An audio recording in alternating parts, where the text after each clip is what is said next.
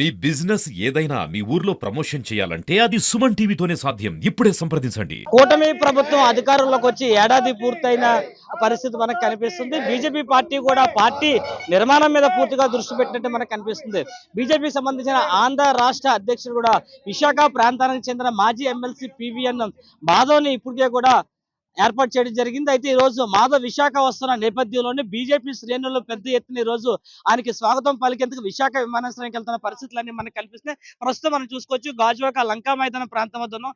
BJP శ్రేణులు పెద్ద ఎత్తున ఇక్కడ ర్యాలీకి సిద్ధమైన పరిస్థితి ఉంది. మనతో పాటు రాష్ట్ర బీజేపీ నాయకులు కేఎన్ఆర్ కూడా ఉన్నారు. ఆయన మరిన్ని విషయాలు అడుగు తెలుసుకున్న ప్రయత్నం అయితే చేద్దాం.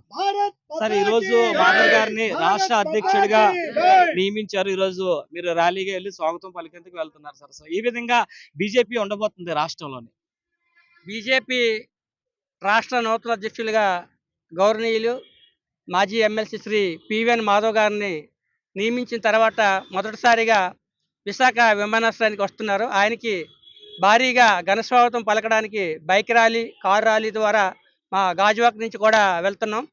మొత్తం అన్ని నియోజకవర్గాల నుంచి కూడా వస్తున్నారు. ముఖ్యంగా ఉత్తరాంధ్ర జిల్లాల నుంచి అభిమానులు, పార్టీ నాయకులు, కార్యకర్తలు అందరూ రావడం జరిగింది. పార్టీ పెద్దల పిలుపు మేరకు మేమంతా బైక్ ర్యాలీ ద్వారా బయలుదేరి వెళ్తున్నాం. ముఖ్యంగా ఒక బీసీ నేతకి మరి రాష్ట్ర అధ్యక్ష పదవి ఇవ్వడం అనేది చాలా హర్షించదగ్గ విషయం. ప్రధానమంత్రి శ్రీ నరేంద్ర మోదీ గారికి, జాతీయ అధ్యక్షుడు శ్రీ జేపీ నడ్డా గారికి, రాష్ట్రంలో ఉన్న నాయకులందరికీ కూడా ధన్యవాదాలు తెలియజేస్తున్నాం. మరి కూటమిలో ప్రభుత్వంలో ఉన్నాం. ఇప్పటికైనా సరే కూటమిలో మాకు న్యాయం జరుగుతుంది అనుకుంటున్నాం. మాకు రావాల్సిన 5%, 10% నామినేట్ పదవులు కూడా ఇంతవరకు రాలేదు. మరి గౌరవనీయులు శ్రీ పివిఎన్ మాధవ్ గారి నాయకత్వంలో అందరికీ కష్టపడిన కార్యకర్తలందరికీ గుర్తించి నామినేట్ పదవులు ఇప్పించాలని మొన్న విజయవాడ సమావేశంలో కూడా బహిరంగంగానే ఎమ్మెల్యేలు, ఎంపీలు, మినిస్టర్లు కూడా చెప్పడం జరిగింది.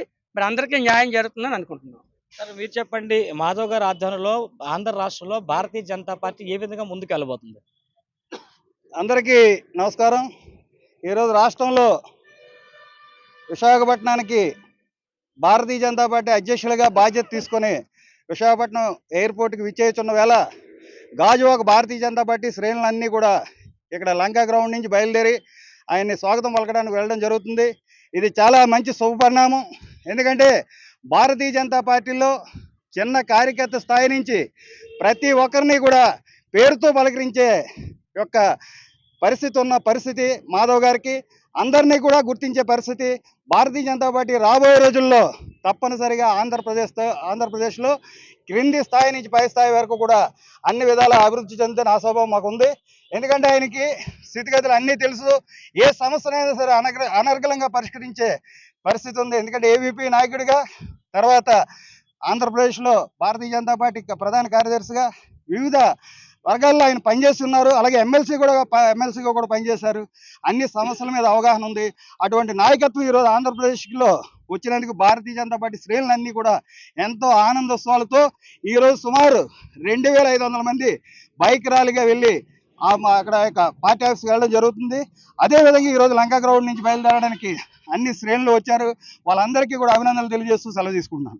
భారతీయ జనతా పార్టీ సంబంధించిన సీనియర్ నాయకులు మనతో ఉన్నారు. ఆయనతో కూడా మాట్లాడే ప్రయత్నం చేద్దాం. సార్, మీరు బాగా సీనియర్ నాయకులు బీజేపీ పార్టీలో, మీకున్న అనుభవాలు కానీ సలహాలు ఇవ్వడంతో పాటు మాధవ్ గారి ఆధ్వర్యంలోని భారతీయ జనతా పార్టీని ఏ విధంగా ముందుకు తీసుకెళ్ళిపోతున్నారు? ఇది నిజంగా శుభ పరిణామం.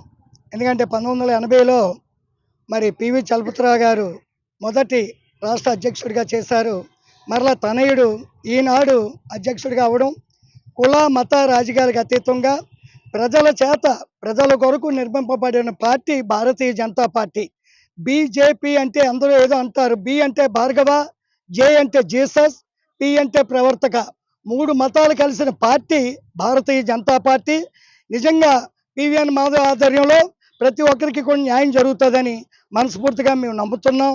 కాబట్టి ప్రతి ఒక్కరు కూడా భారతీయ జనతా వైపు చూస్తున్నారు. నరేంద్ర మోడీ నాయకత్వం కానీ, నడ్డా గారి నాయకత్వం కానీ, ఈనాటి పివిఎన్ నాయకత్వం కానీ ముందుకెళ్తుందని మేము చాలా ఆశిస్తున్నాం. భారత్ మాతాకి. భారతీయ జనతా పార్టీ అధ్యక్షుడిగా కూడా బీసీ నేతగా కూడా పివిఎన్ మాధవ్ కూడా ఈరోజు నియమించడం చాలా ఆనందంగా ఉందని చెప్తే, ఖచ్చితంగా ఆంధ్ర రాష్ట్రంలోని ఖచ్చితంగా బడుగు బలహీన వర్గాలకి, పేద ప్రజలకు కూడా కూటమి ప్రభుత్వం మేము కూడా మాధవ్ గారి ఆధ్వర్యంలో ముందుకు నడుస్తామని చెప్తున్న పరిస్థితులు ప్రస్తుతం మనకి విశాఖలో కనిపిస్తున్నాయి. Over to studio.